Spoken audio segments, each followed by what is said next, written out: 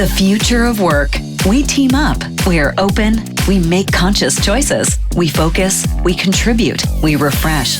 We are Microsoft, the Netherlands, and these are our rituals anywhere, anytime. This is Microsoft Security Lifehack Podcast. Goedemorgen allemaal en welkom bij dit webinar en tevens ook onze podcast rondom Microsoft Security. Vandaag gaan we het hebben over Enterprise IOT for Devices met Microsoft Defender for IoT. En we hebben daarvoor een speciale gast genaamd Paul Roberts. Ik doe het vandaag niet alleen. Mijn naam is Jeroen Jansen. Ik ben Product Marketing Manager bij Microsoft. En vanuit mijn rol hou ik me dus bezig met alles wat te maken heeft rondom Microsoft Security. En we gaan iets nieuws doen in Microsoft. Je ziet hier de titel bij mij al bovenin staan, Security Lifehacks. En met Security Lifehacks bedoelen we dat we dus in staat zijn om jullie veel meer informatie te geven rondom security. En als je binnenkort gaat zoeken op LinkedIn en op alle andere socials rondom Security Lifehacks, dan vind je deze informatie terug. En ik doe dat niet alleen, ik doe dat samen met mijn goede collega Ramon. Ramon, misschien kan je jezelf even voorstellen. Ja, goedemorgen, Ramon de Boer. Een van de security specialisten binnen Microsoft. En samen met mijn collega's hopen we jullie te voorzien van veel leuke nieuwe informatie. In dit geval duiken we eigenlijk in de wonderwereld van IoT. En daarvoor hebben we een collega genaamd Paul uitgenodigd. Die kunnen jullie compleet meenemen. Yes, so we're going to switch to English now because Paul is, we just learned, it doesn't speak Dutch. I was very surprised, but Paul is from the UK. And Paul, if you would like to introduce yourself, you're still on mute, by the way, Paul. So, but if you introduce yourself, that would be perfect. So, Paul, the floor is yours. Yeah, thank you very much. So, good morning. My name is Paul Roberts, as it says on the screen. I'm a technical specialist at Microsoft, working predominantly with the Defender for IoT platform. So this is really a kind of walkthrough of the Defender for IoT platform from the enterprise IoT point of view. There are other parts to Defender for IoT, but this is going to focus on the enterprise solution. If I can get my screen to move. Yep. There we go. So you're probably aware Microsoft Security is a huge part of the Microsoft business now. So as it says on the screen, it's now a $10 billion business. So Microsoft are taking security very seriously. Looking at the different platforms that we have, we're in a number of Gartner Magic Quadrants in the leaders section. We're in multiple Forrester Wave reports.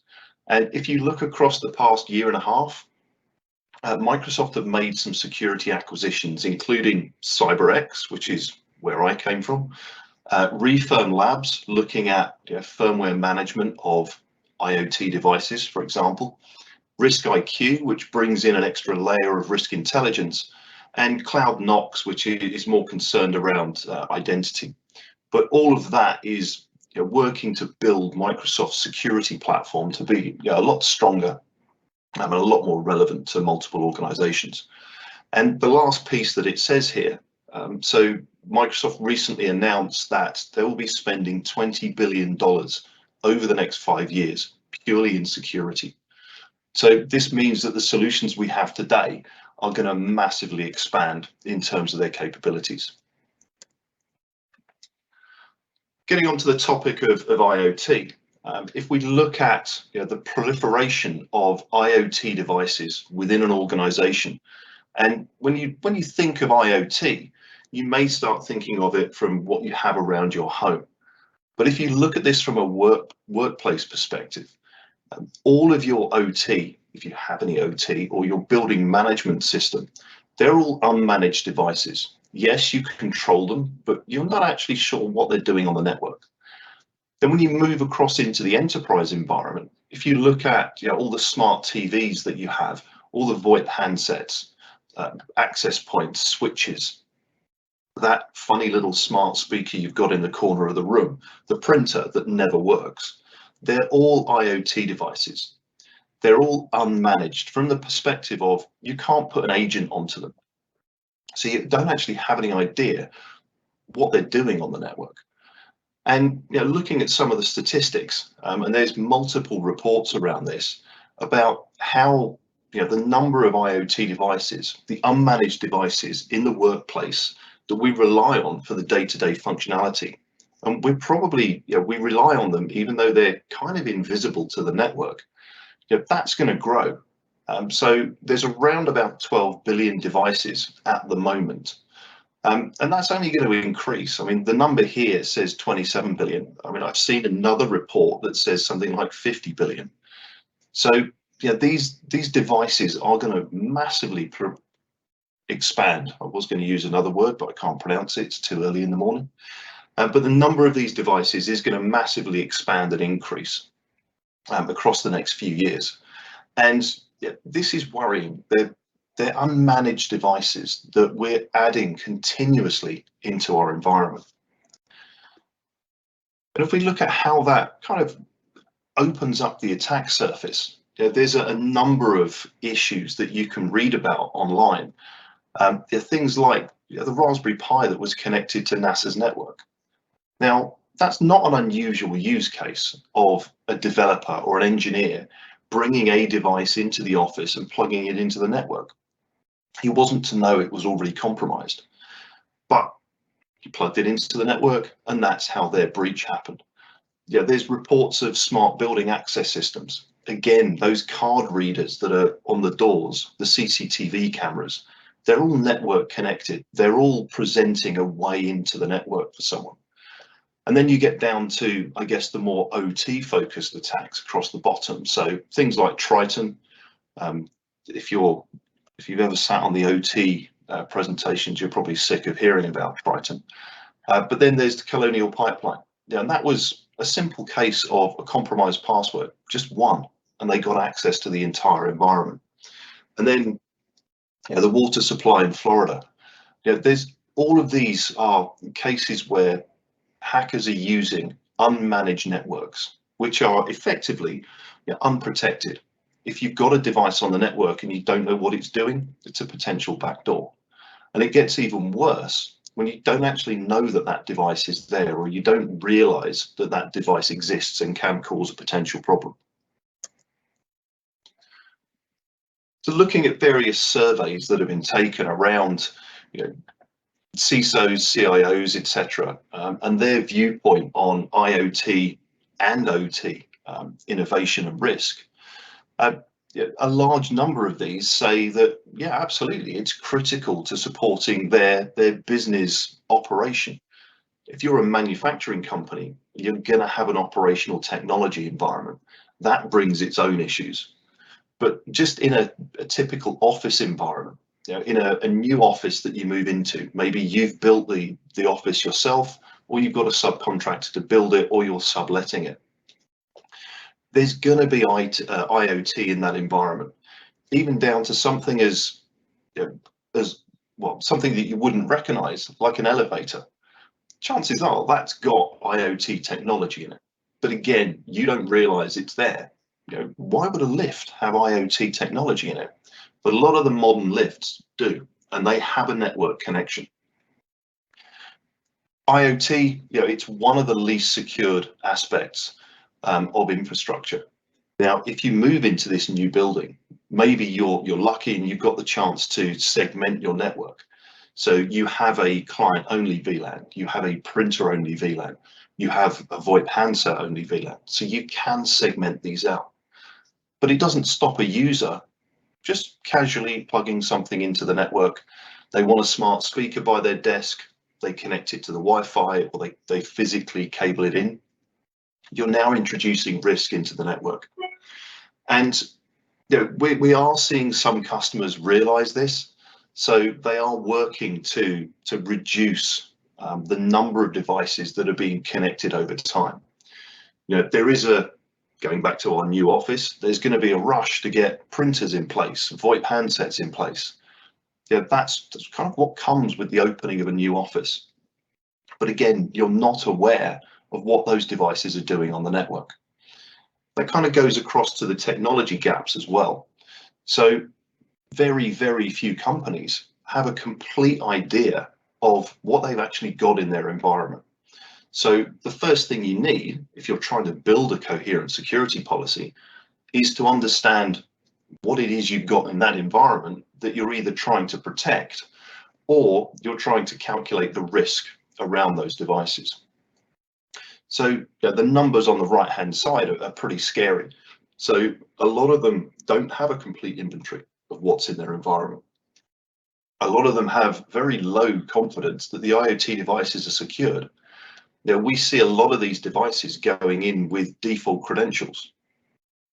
And companies that are more mature in their security posture, they are vulnerable to this as well, because the CISO or the CIO isn't aware that these devices are being plugged in with default credentials.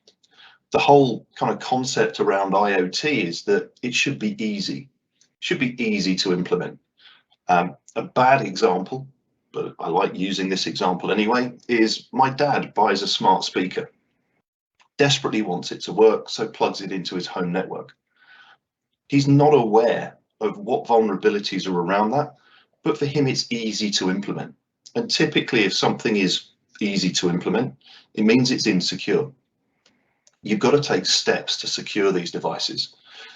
And the last point, low or average confidence around the ability to understand whether they're compromised or not.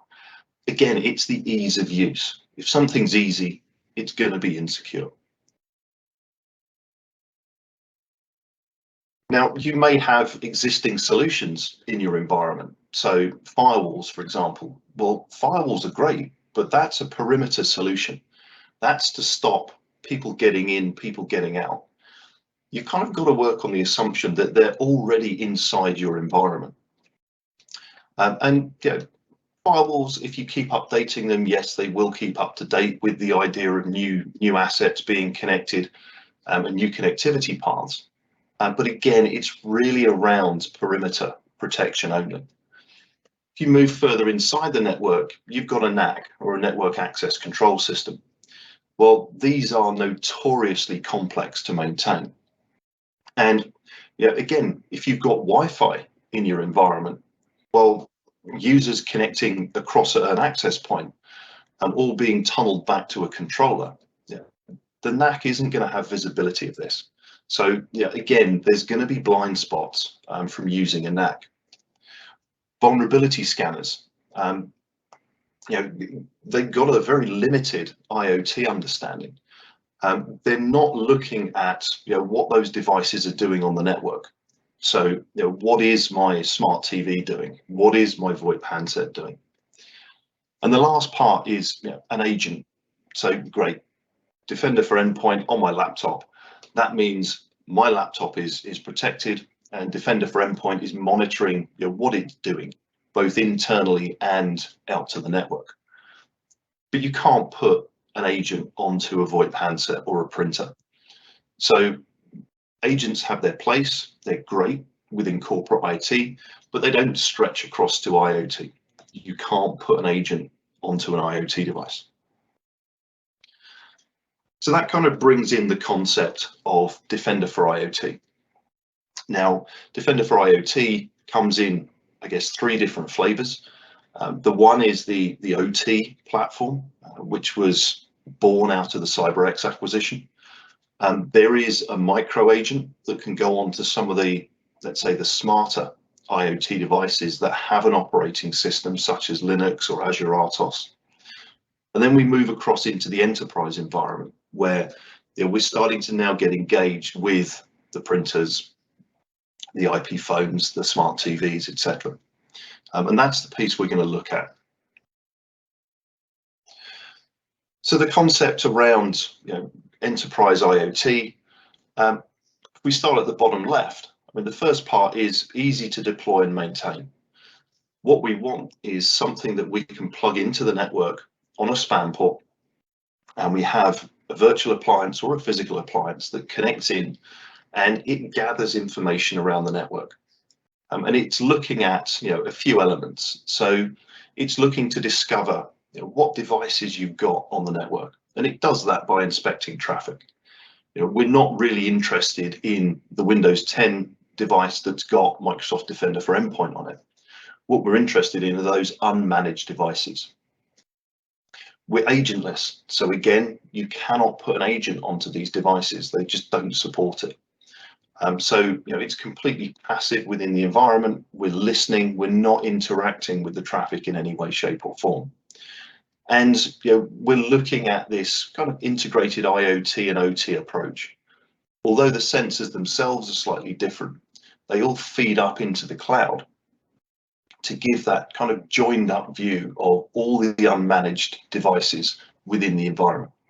And because it's cloud-based, it's we're able to aggregate all of that information into one place, into one portal, and any updates to any threat intelligence feeds that we have, again, because it's cloud-based, they're very easily deployed.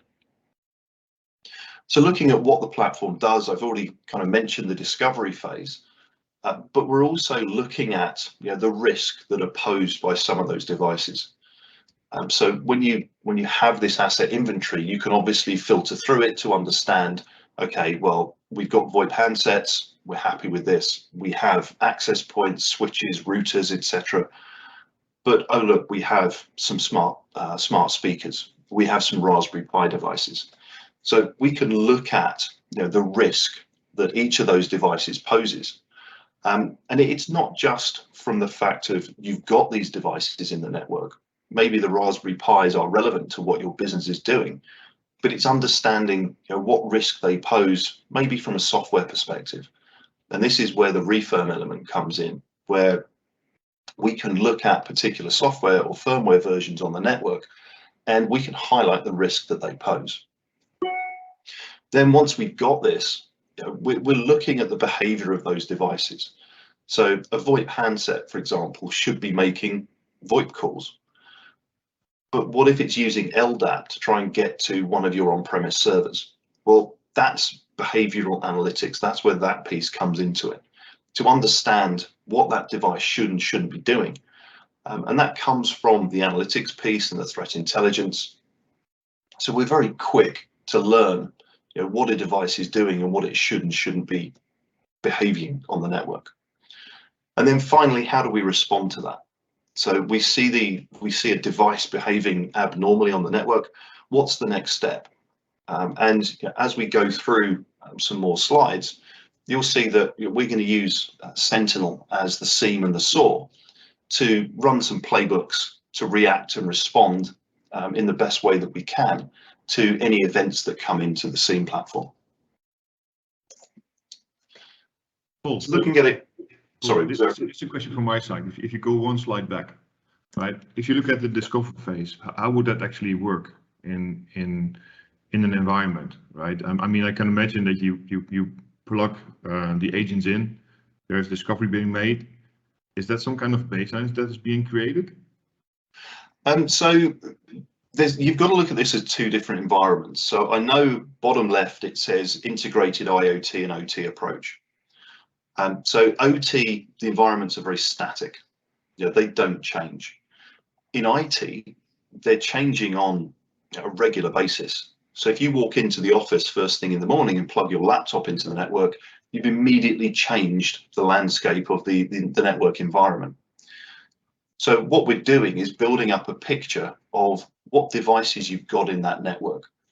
Now, that's going to change over time, but we want to have this picture of what devices are there so we can understand what we're dealing with.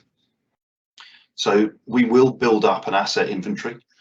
And if we see a device changing IP address, it could be down to DHCP. There's no guarantee that when you walk into the office and plug your laptop into the network, you're always going to get the same IP address. But what you will have is the same MAC address. So we can track devices based around that. So it's not just, we're looking at, a set of devices and alerting when something changes. We're trying to build up a picture of, what you've got in that environment and how it is changing over time. So if your laptop moves VLANs within the same office during the same day, that's going to be an issue. But if you're constantly connecting to the user VLAN, it's not a problem. Okay, so we also look at the behavior of the machine itself then, on what it's doing on a normal base. Yeah, absolutely. But there's no baseline being taken from, this is what a machine does in the network, because you've got humans involved, right? So the websites that you go to for work on a Monday are going to be different to the websites that you go to for work on a Wednesday. So we can't really bring that kind of behavioral analytics from a user perspective into play. But what we can do is look at the individual device and say, again, that's a VoIP handset. This is what a VoIP handset should be doing. This is a wireless access point. It should be using CAP-WAP as a protocol, for example, to talk back to the controller. What it shouldn't be doing is using HTTPS to connect to your phone system, for example. So it's understanding the behavior of the device while trying to remove that kind of human element away from it. Great, thank you. So there's kind of 3 or 4 sections to the architecture around this. So the first one on the left, and that's the first one we're going to look at, is the data sources. So we need to get data from the network up into the engines that we use, and this is where the processing happens. So the engines examine the data as it comes in from the data sources, and then what do we do with that data? So as it says, we're building this asset inventory. We're looking at the vulnerability management around how vulnerable are those devices given the software versions they've got. What incidents and alerts are we going to generate around the behavioral analytics that come from the engines, and how do we respond to that? And the response, I guess, also feeds into the SIM-SAW functionality. But then you've also got things like ticketing systems. So ServiceNow, for example, how do we open a ticket in ServiceNow? Pushing that asset inventory into our CMDB.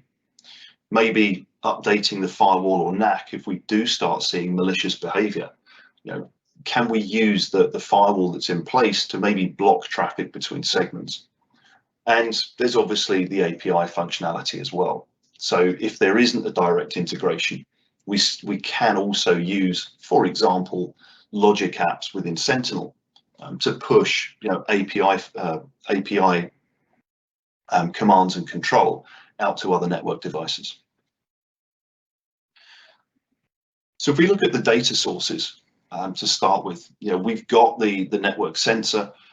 If you're familiar with MDE, so Defender for Endpoint, especially E5, you will already have the device discovery element, or the unmanaged device discovery element within the E5 portal. But we can also use other sources. So Zeek being one example. We can take data from Zeek sources and make use of that within the enterprise IoT platform. So across the bottom, we've got our environment. So bottom left is the corporate IT environment. So again, we've got an enterprise IoT sensor we can connect into that network. On the bottom right, we've got the OT environment, so the manufacturing part of the business. So again, we've got a sensor that we can connect into there. And it connects in via a SPAN or a TAP port. But then on top of that, from the Microsoft perspective, we've also got this Defender for Endpoint functionality. So Defender for Endpoint is going to give us a rich view of unmanaged devices, but only in the segment that it's connected to. So if you do have a dedicated voice or printer VLAN, for example, Defender for Endpoint won't give you visibility into that unless you deploy a device with MDE in that segment. But these devices are feeding up into the Defender for IoT portal within Azure. So this is where we're starting to get the asset inventory. We're getting that rich information around, this is what the device is, this is the firmware, this is potentially what it's doing on the network and behavior that's potentially unexpected. But again, we can enrich that with data coming from sources such as Zeek or Corelight, etc. So once we have that data, we're going to push that into the various engines that we've got within the platform. And these engines, we're passing the data through it. We're looking for things like the hardware and the network attributes, what software's running, what kind of behavior are they exhibiting on the network. And if you look at the kind of information that we're trying to get from the network, the device classification. So what is it? Is it a printer? Is it a smart TV? Is it a smart speaker? The device hardware, all the way through from, okay, what's the vendor? We can kind of get that from the MAC address. But what model is it? What's the serial number potentially? It all depends on what data is actually inside the traffic. So obviously, the more data we can see, the better and the richer our asset information is going to be. And this goes through, depending on how you set up the environment. This is going to give you things like, what site it's in, what zone part of the network is it in, and we can get that from which of the sensors, be it the enterprise IoT sensor or Defender for Endpoint, which one of them actually discovered it. And we can build up a network map from this. We can build the behavioral model of what that device should be doing. And then pushing all of that into our device database, which again, we can get data from sources like Defender for Endpoint and from Zeek or Corelight, etc., and ultimately push out a risk assessment. So, okay, we found these devices in the network. Yeah, okay, they're supposed to be there potentially, but the firmware versions that they're running are particularly vulnerable. So the risk assessment in that case would say, okay, you need to upgrade these devices. And they may be something as simple as IP cameras or network connected thermostats. But if we can show you that, they pose a risk because they're running old versions of firmware that have got a large number of CVEs, that's going to go some way towards protecting the environment. But once we've got all of this information, we now need to understand, what's it giving us? So we've got these sensors connected around the network. We've got Defender for Endpoint pushing data up into Azure. Well, now what?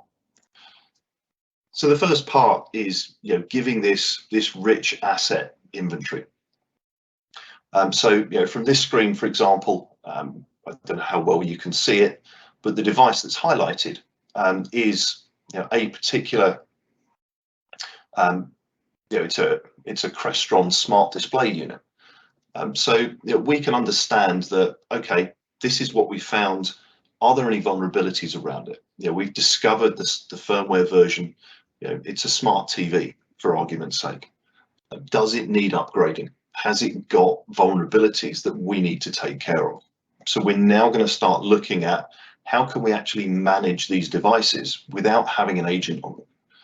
And okay, we're managing them from Azure based on network discovery, but the information that it's giving us is going to help us secure this environment a lot better.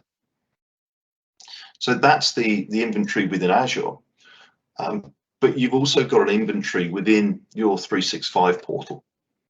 So if you go into the security portal under the device inventory, it now breaks it down into the endpoints that you have, so the managed devices that are part of your MDE domain. You've got network devices, so switches, routers, firewalls, access points, etc. Again, we'll give you the device inventory of those, where we get the firmware version, and we can get that fairly easily from these devices, from the network and from their activity. Again, we can align vulnerabilities to those. So switches, routers, access points, typically they don't get upgraded as and when they should. It's still very much a case of certainly access points tend to be the forgotten part of the network infrastructure. So again, some of these can exhibit vulnerabilities. We can highlight those, and maybe you can work to put a plan in place to upgrade them. But then on top of that, we've also got these IoT devices. So these are devices within the network that are unmanaged. They're not part of the MDE platform. And okay, you can see most of that says audio visual, but you've also got a printer in there. So we will discover multiple different types of devices that are sat on the network. And as an example, I'm a Microsoft employee. If I walk into a Microsoft office, my laptop is automatically recognized as having Defender for Endpoint on it as part of the Microsoft solution. But if I take my brother, for example, who doesn't work for Microsoft, and I bring him into the Microsoft office, he may also have Defender for Endpoint on his work laptop, but it's part of his work's domain. So it will be seen in here as an unmanaged device because it's not part of the Microsoft domain for Defender for Endpoint. So this is all relative to your corporate environment. So I don't care if someone else is protected with their corporate software, that's irrelevant to me. As far as I'm concerned, when they're inside my network, they're unmanaged. And that's the devices that are going to appear in here. So what we can also do, and this is starting to build out now, certainly within Defender for Endpoint, is we can start recommending actions to be taken. So again, this is in the Defender for Endpoint portal, but based on the devices that we've discovered, the firmware versions that they've got, and maybe to an extent, certainly with the private preview or the public preview that's running within Defender for Endpoint, you will get some threat and vulnerability management recommendations. So it will tell you that it's found a device that it suspects is doing lateral movement. And it will give you some recommendations as to how to mitigate some of the threats. And admittedly, a lot of them you'll probably find in here are going to be, this device is running on an older version of firmware, therefore you need to upgrade it, you need to do something with it. And on top of that, you've also got the incidents. So again, alongside the risk and the vulnerability report with the recommendations, you'll also find incidents around what has been seen on the network by the devices and what actions you should take. So looking at the top one, it's initial access to command and control. So this information is there, it is actionable, and you can pull this directly out of the 365 portal. So where does this kind of threat information come from? So one of the big kind of benefits of Microsoft is the amount of data that we're ingesting from the various different sources that we have as a company. So you've obviously got all the data that flows through 365, you've got the data that flows through the Azure data centers, but we've also got all the end user platforms as well, from MSN through Outlook.com, even through the Xbox network. And there's a plethora more. But what it means is that we're getting around 24 trillion signals on a daily basis. And all of that data, all of that metadata, we have access to that with the threat intelligence teams. So all of the, as it says, the data scientists and the researchers that we have, they've got access to it. Section 52, which is the dedicated IoT and OT research team, they have access to this data. So they can very, very quickly find threats within the environment, new or emerging threats, as well as existing ones, and very quickly update the threat intelligence that's used by these platforms to be able to alert around malicious behavior or any new vulnerabilities that come to light, given the software and firmware versions that are running in these IoT devices. So the last part of this really is around, we've got this data now, okay, well, where else can we use it? Because at the moment it's just sat inside the Defender for IoT portal within Microsoft. Now, obviously, we work for Microsoft, so the SIEM tool we're going to mention is Sentinel. So there's a native integration between the Defender for IoT platform and the Sentinel platform.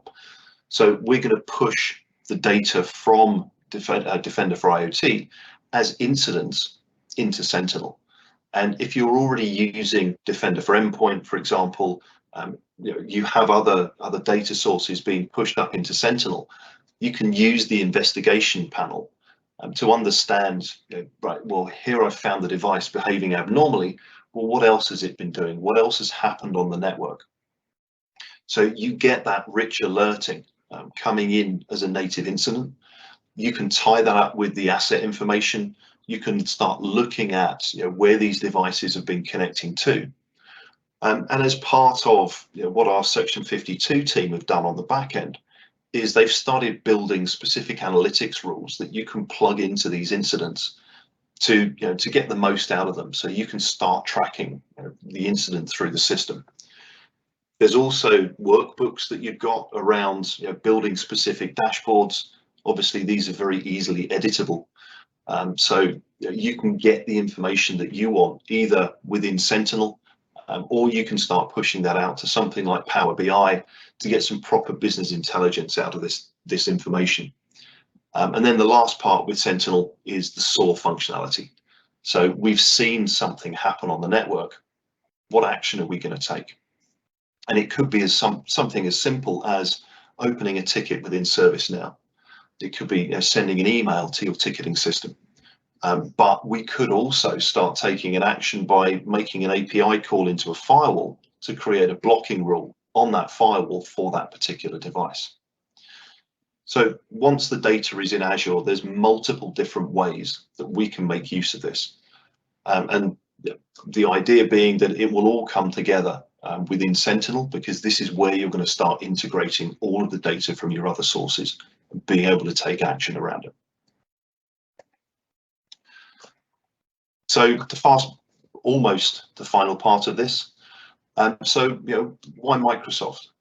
Well, we're working towards a unified solution for starting at the OT on the shop floor and your production environment, your operational technology, stretching right the way into smart factory and across to the enterprise. So using as many data sources as possible.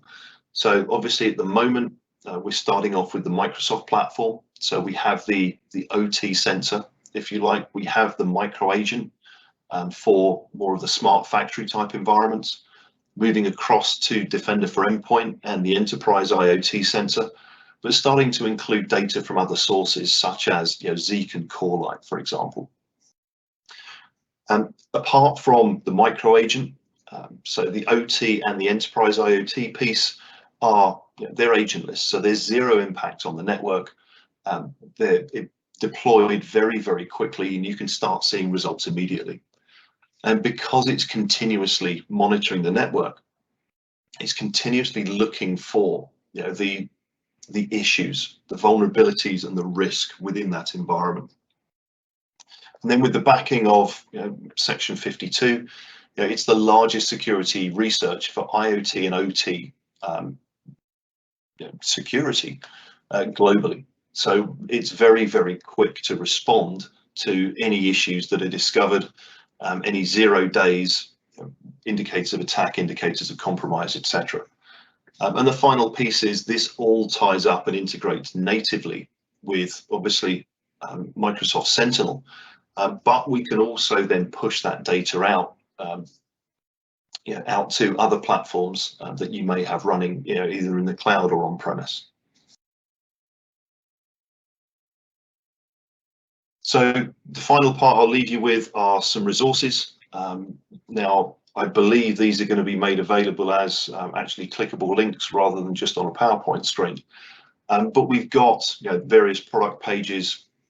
We've got the blogs around the support that we're adding for enterprise IoT, the Defender for Endpoint integration, looking at the OT focused demonstration and the training. But this also will be available for enterprise IoT in the very near future. And thank you very much. I hope you found it useful. Thank you so much for this, Paul. And it was amazing to hear what we all can do now with Defender for IoT.